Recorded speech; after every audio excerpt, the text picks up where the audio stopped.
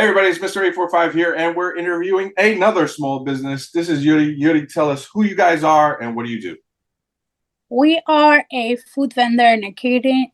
Also, we do catering. We are a Mexican and Puerto Rican, but we also do barbecue and a different stuff.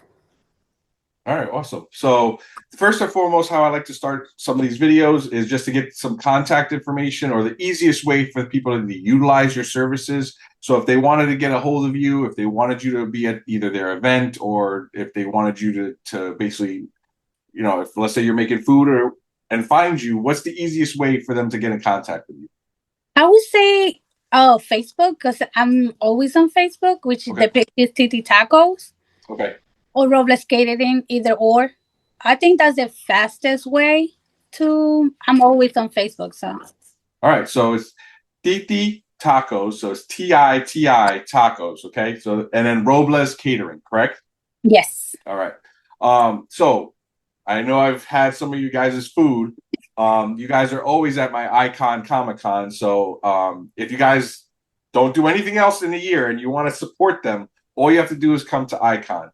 But that being said, do you guys now, when somebody signs up with you, are you going to only events or do you do like catering for like parties and stuff like that? So tell us, like, kind of like, what do you guys do? Well, we started with only vending at the festivals, and then people was asking us if we could cater for their parties. So now we're doing parties and every different events. To be honest, I'm on weddings right now. I have two weddings for this year, Nice. and we do everything: graduations, have baby showers. Basically, we doing everything. What we do is like we split. Usually when you see us in November, we always together because it's Slow a season. slow season.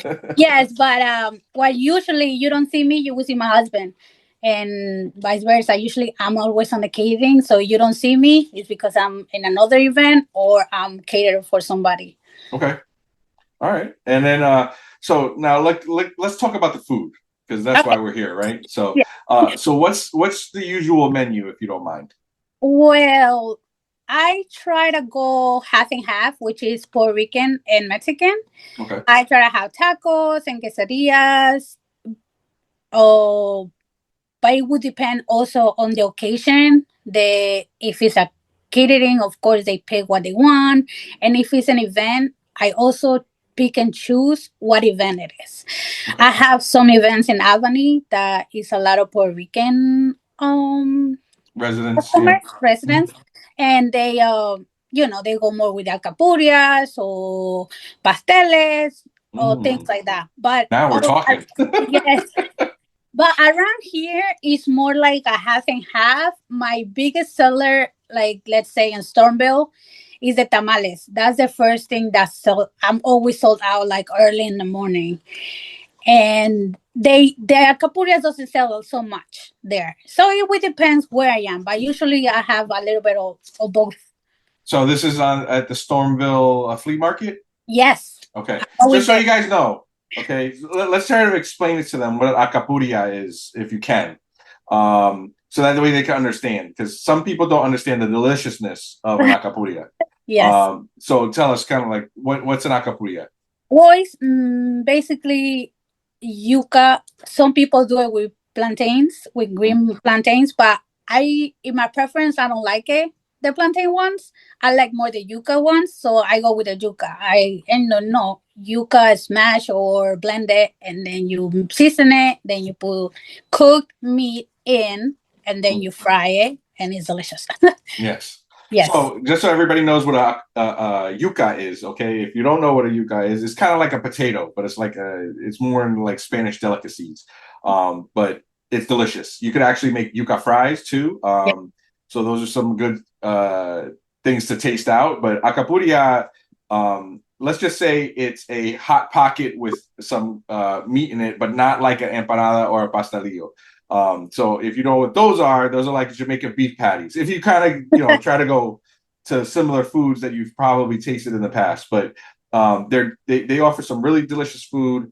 A lot of the stuff you will get definitely the itis, which is like you know it's so good that you got to go to sleep because that's it's some good comfort food. So yeah, you know, I'm well versed in your guys' food, but I want you to kind of give us an idea of kind of like what's the latest on the menu this season coming up, or what events are you guys participating in? Just let's start with the events first, so that way we can at least get people to where you are, and then we'll talk about the menu. Well, my the soonest I'm out is in the end of April, Okay. but I'm gonna be in Georgie's, I think it is. No, it's Georgie's Giorgio's. in Yeah, George in Hyde Hyde Park. Park. Yeah, Oh, this coming Friday. I know them. I know Oh, okay. them. Well, I never been there, but they invite me over, and I said, okay, let's see. And I'm gonna be outside of the establishment, and then I'm gonna be on flea market, which is Starnville. I'm always there, all the whole season. And then I have a very busy May, which I'm gonna be in Mayfest. That's already the locals. But usually I'm always on Albany too. Okay. Yeah, So Mayfest is the walkway over the Hudson, right? yes, this year they're actually doing it on this side, On the Wyatt Poughkeepsie Park side? and the Poughkeepsie side. Oh Yes, wow. Okay. yeah, they Yeah, changed it. usually they're on the Highland side, so Yes, that'll be interesting. yes. I don't know how that's gonna go, but yes. Hopefully it goes Trust well. me, you will run out of food. They bring. I'd probably say the last one that I went to, there was over 5,000 people there. Yes, it was. It actually we've been there for this is our fourth or third year with them, and Mm-hmm. it's pretty good. The first year we sold out on the first day, and Mm-hmm. now it's 3 days. It's just a new location. The parking, I don't know. People sometimes don't know where to park and stuff Mm-hmm. like that. I think Mm-hmm. Highland was better in that aspect. Yeah. But, it's let's see how it goes. Yeah, they usually have like a bus to kind of Yes, and ship I don't know everybody if over. Poughkeepsie's not gonna do that. I don't know, but if Yeah. they do, they have to park and then walk down. Yeah. But we have an event before Galaguetza, like the Mexican one down there too, and it was pretty good. It was pretty good too. So Yeah. we hope for the best. Yeah, I don't want to give you guys no justice on the Mexican side. So what do we have for the Mexican dishes? You said quesadillas, Well, we uh, usually have tacos, tacos, quesadillas, and what tamales. kind of tacos? We got like beef tacos, chicken tacos, fish tacos, that type of stuff. We have steak, pork, chicken. Yes, Okay. usually for the events, that's our main three because that's what people ask, and the Mm-hmm. vegetarian, of course. Mm-hmm. But for catering, I have a different menu for tacos and different meats. Okay. Mhm. And for any of your food, just for people that have like dietary restrictions, are any of the foods vegan, gluten free, or organic? Yes, It's a question that I have. yes. Actually, my family, we start a new diet for different reasons, and we are some more stuff are gluten free, dairy free, and so that made me think about a lot of people out there that probably going through the same things, Mm-hmm. and we add a specific menu for them, and that's gonna go in effect in April. We just working finishing up our menus, which we added a lot of desserts also that are gluten free, dairy free, vegan, and all those healthy stuff for the people that need them. But our regular menu is actually pretty good in the aspect because we had tamales and they gluten free already. Yeah. But some people don't eat lard as a pork. So I had the option this year to have the tamales with vegetarian option without the pork. Okay.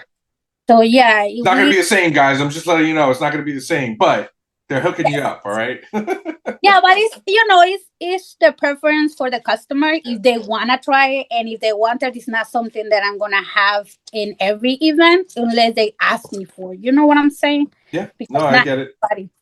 Now, I know it's you and your husband. But what got you guys started in the food making business? Like, I'm sure that when you were younger, you didn't want to necessarily be just a cook, but what started you off, in the business? Well, I have my grandmother, which she was always a food. She had different business in the food industry. So she teach me everything I know on the Mexican side. Mm-hmm. So she teach me everything, and she have, you know, like a little bar, and she had like a taqueria when we were little. And then when we got here, she was the first person who was like selling and making food for people that we know, and that's how she teach me.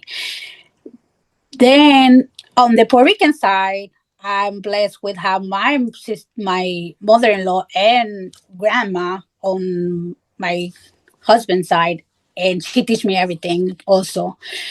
But who put us and teach us about business is one of my husband's friends, and he started talking about the food business, and then my husband did a lot of research and how we can go in, and we were waiting on the commissary kitchen for a long time Mm-hmm. until we got the opportunity, and here we are.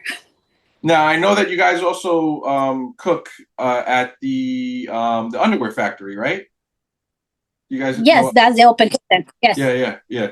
So, sorry, when I hear it, I'm like open kitchen, underwear factory. Okay, so I know that you guys have a spot there. So how often are you guys at the underwear factory in Poughkeepsie? Well, the underwear factory, we haven't been that lucky, to be honest, and I think Mm-hmm. it's because Poughkeepsie is has a lot of Mexican. Mm-hmm. Also, it's just a place. I think it's in the wrong place. Yeah. Great idea, but I we have good opportunities from them, and we rent it every week. We there almost every week, but we don't sell to the public. We just there prepping or Oh, prep cooking. work. Okay. Yeah, prep work. But we always there. Um, I'm sure for the clients that are like running weddings, though, you probably tell them to come stop by so that they could taste some of the samples, right? well, it depends. It depends on the customer. I Mm-hmm. had a customer which I'm catering for her wedding in October, and she came to her first event that was in Route 9, and she tasted our food, and she said she reminded of her grandma, which was an honor for me because I'm not Puerto Rican.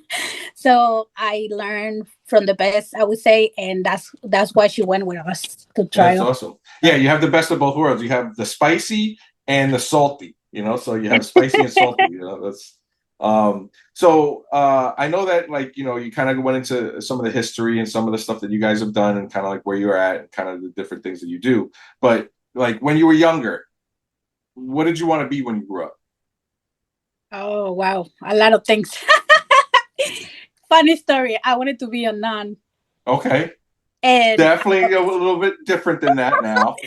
well, I have 4 children, but I wanted to be a nun, and I was always in church. Hmm. I love church, and I love to learn about Jesus. Hmm. And I was always in church when I was little, and I always told my mom I was not gonna get married, and I was going to be a nun. Okay. But that plan went somewhere else. And then I wanted to be design clothes, Okay. but that's a lot of work, and I didn't like to cook. To be honest, I started cooking maybe when I was 18, 19, maybe, Hmm. and I started learning. My grandma told me, "Oh, you have to learn how to cook. You have to learn. You have to learn. You have to learn." Hmm. And here we are. But I did not like it. And also, my mom, she is on the baker side. Hmm. She does cakes, and she has a pizzeria in Mexico right now. Okay. But they always pushing me to learn how to bake or cook, and I didn't want none of them. But that's how I get up in the business because I learned, but I didn't like it. Yeah, I mean, listen, at the end of the day, both cultures are really in depth into food, right? I mean, as you said, there's a lot of Mexican restaurants in the Dutchess County area. There's a couple of Puerto Rican restaurants, so it's not something where a lot of people see both offered in one business. So it's something that's kind of unique in the sense that you are able to offer both products at one location, but they're really good food. I mean, every time that I have my Icon Comic Con, right? People rave and they say, listen, this is the only place that you're getting like Puerto Rican and Mexican food because of the fact that all the other places that people go to on Comic Cons are like chicken tenders and French fries. this is where you can get arroz con habichuela, and stuff like that. And they're like, oh my God, this is so good. Or gandules, stuff like that. And they're like, oh my God, this is amazing. So, shout out to you guys because you guys keep people fed and full so that they can hang out at my Comic Con. Um, but what's the move for you now? So like right now you're doing vending. Is there any aspiring things that you want to do in the future, like eventually own your own restaurant, or do you strictly think that living in this kind of like catering mode is the way you want to be? Well, we have a lot of plans. One of them is a food truck, which is being built right now. Oh And wow! Congratulations. thank you. We have a good friend of the family who is helping us on that. Hmm. And also, we are thinking of a location. I'm just not sure where. And to be honest, it is on my plans to open a spot in Puerto Rico. So, which I don't know if we probably gonna go there and come back or go there. And we don't know yet because we have small children, two, Hmm. two of them, so that involves a lot of traveling, and one of them had to stay and one of them had to go. And my baby, which is Faith, she's very close to me. So if I go, then she cries. So we don't know yet. So Okay. we staying on the traveling for now. Hmm. I don't know. No, we'll see. I mean, I have family there, Cabo Rojo, so let me know. Oh, Cabo Rojo. Oh my God, I love it. I love Yeah. the beach over there. They have a farm, so they basically have like goats and pigs, fowl, like guinea fowl, rabbits. Mm. They have avocado trees. Oh. So it's a lot of fun going to hang out with the family, if you will. But now, when it came to like catering and stuff like that, how exactly are you guys advertising? Because I don't necessarily see you in traditional senses, right? I met you guys through Facebook, but for you guys, how do you guys advertise? Well, right now we have two of the bridal events Okay, coming up. bridal expos, yeah. Yeah, bridal expos. It's my first time, so I'm not familiar with the bridal things, but Mm-hmm. I have two weddings coming up, and one of the ladies was like, "Oh, you should do the bridal expo. You can get a lot of business from them." Mm-hmm. And the rest of our catering is from people that try our food and events, and Mm-hmm. they will call us or text me, "Hey, can you cater this day or can you cater that day?" Most of our catering is from them trying our food. So Yeah, no, I mean, like I said, it is really good food. So, if you guys haven't tried them out, definitely stop by one of these events that they're at. If they wanted to find like a schedule of where you guys are at, is there something that you guys have online that they can kind of say, okay, they're going to be here today? we working on our webpage right now. Okay. See, but you can find us either on TikTok. But I'm not sure the name of it. Sorry. No, no, it's all good. I can look you guys up. But the important thing is that you guys definitely have a good product. Not many people can make Spanish food taste good, especially if for you you're not Puerto Rican, but Yeah. you make good Mexican food. But the fact that you make good Puerto Rican food is kind of like the fusion, if you will, of both sides is rare. But when it comes to like mixing the foods together, do you end up like cross pollinating any of the food at all, like little combos and stuff? Not really. Oh, so traditionalist. No, Okay. not really. When I'm doing Puerto Rican, I go straight Puerto Rican. Or when I Okay. do Mexican, I'm going straight Mexican. Even though they together, they don't get combined unless you want them combined in a plate. Like Yeah. I think they. It doesn't taste the same, but I know. But if you wanna say it, I think we have a plate which is called the super taco in the events. Okay. And the super taco comes with the tacos and the Puerto Rican rice, which that's the only thing that I combine them both. Okay. Yeah, I mean, listen, you had me at combined. So it is definitely something that's really awesome that you guys offer this type of food and this kind of blend, if you will, in the sense that you can kind of pick and choose. What's your favorite out of all the food that you guys make? Oh my God. Well, I think my favorite food was arroz con gandules until I learned how to make it. Mhm. My favorite food is the food that I don't cook. Okay. Yes. But your husband makes it? My husband, yeah, my husband's a good eater. He Okay. doesn't cook. I mean, he cooks for home, Yeah. but he doesn't cook No, for them. but I mean, it's important for people to kind of understand. So, I mean, if they're going to catch you at these events, it's important for them to see kind of like what's on the menu and stuff like that. Do you see um on your Facebook or Instagram pages that you guys put out your menus ahead of time before these events so that people kind of know where you like? Let's say when you're going to Stormville, you say, "Hey, we're going to have these types of foods and stuff like that." Not in Stormville because they already know us. We've been Okay. doing Stormville for 4 years, but I would say sometimes it depends. Like Hmm.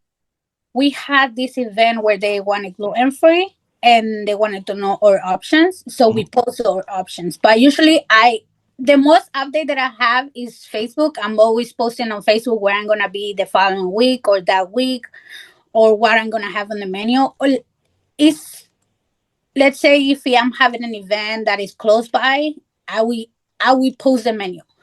Let's say, oh, I'm gonna have this or I'm gonna have that, and that's how they gonna see the menu. But it's only if it's close. Yeah. So, I mean, it's some really good stuff that you guys do. It's a lot of different things that you offer. Um, if somebody wanted to get a catering menu and stuff like that, is there anything that you don't do on either scale that they kind of like? Have you ever gotten a request that, hey, I want you to make this, and you were like, I just don't make this. So, Not really, no. Well, I I've been working on the food industry for a long time, from Italian to American cuisine, so I know a little bit of everything. And the most request that I have is a whole pig, which we have it on the menu now. mhm.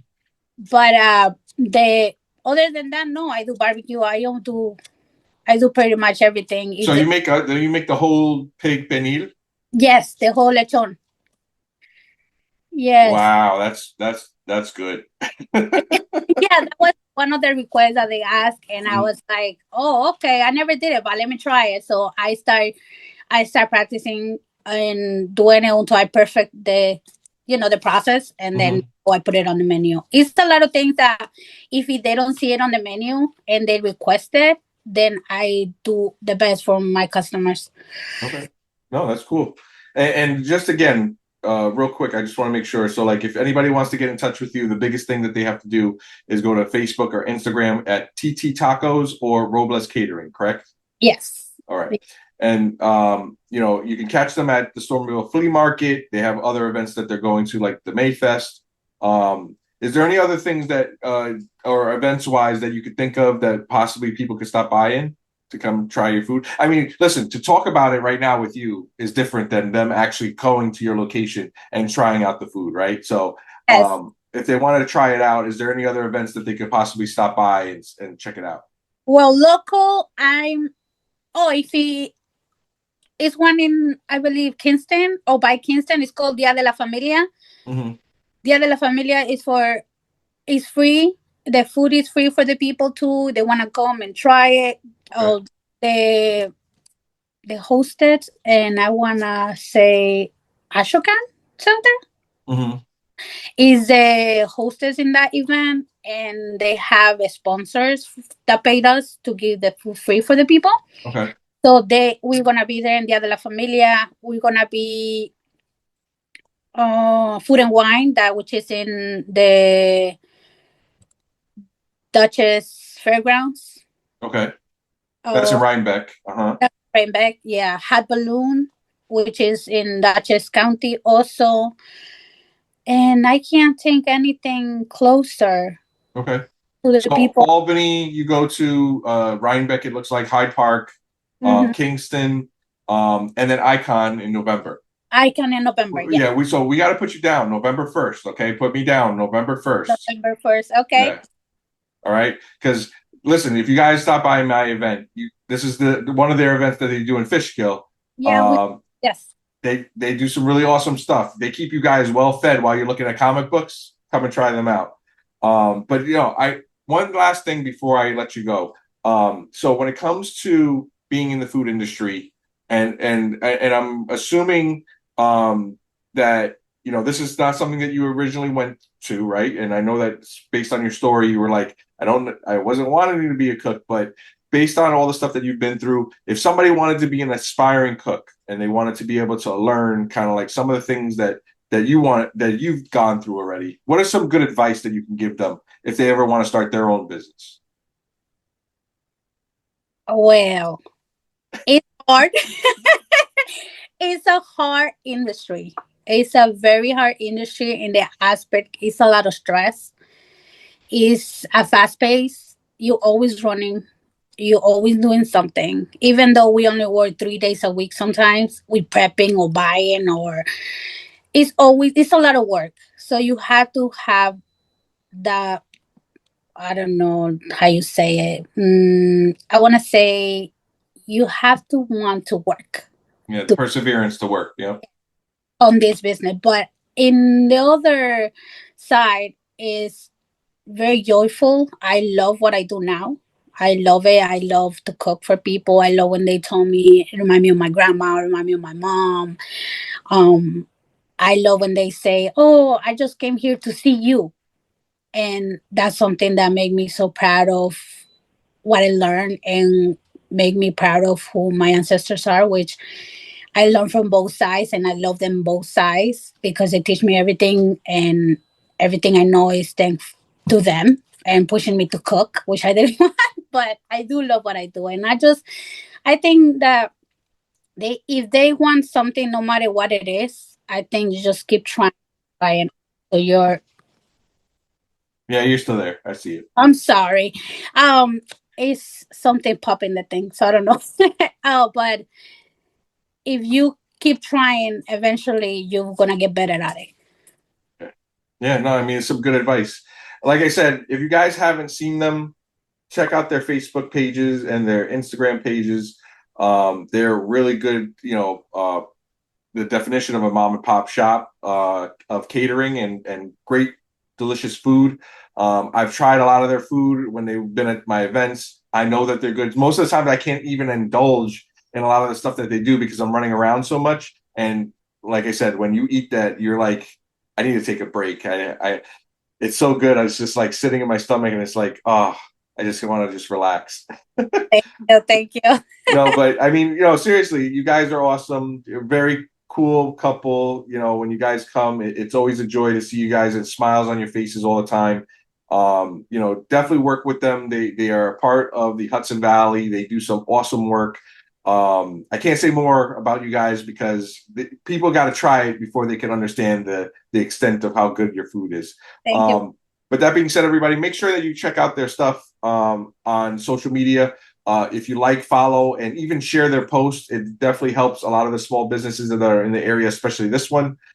They started from the ground up and learned a lot of the things that they did. So to keep that in the Hudson Valley and keep them going to eventually achieve their dreams, they definitely need the support of the community to keep going. That being said, everybody, make sure that you check out all these episodes that are coming out on Wednesdays at 12 noon. All these episodes are different small businesses that kind of help more and more people understand the different styles, businesses, and genres of businesses that we have in the Hudson Valley. It's part of what makes the Hudson Valley so awesome is the fact that we have so many different businesses here. And I wanted to thank you, Yuri, for allowing me to interview you. And is there any last comment that you want to leave people with in case they haven't gotten it through the interview so far? Sorry. What was that? Is there any last comment that you want to make to people about your business, about life, or anything like that you want to leave them with before we end the interview? Well, I would say thank you for the support. I love everybody that support us and support small business because that's how we grow and that's how we stay in business. Yeah. Yeah. And thank you for your time. No problem at all. All right, guys. This is Mr. 845, and we're hitting the streets. Check us out every Wednesday at 12 noon. We're going to be interviewing more and more businesses. Check it out.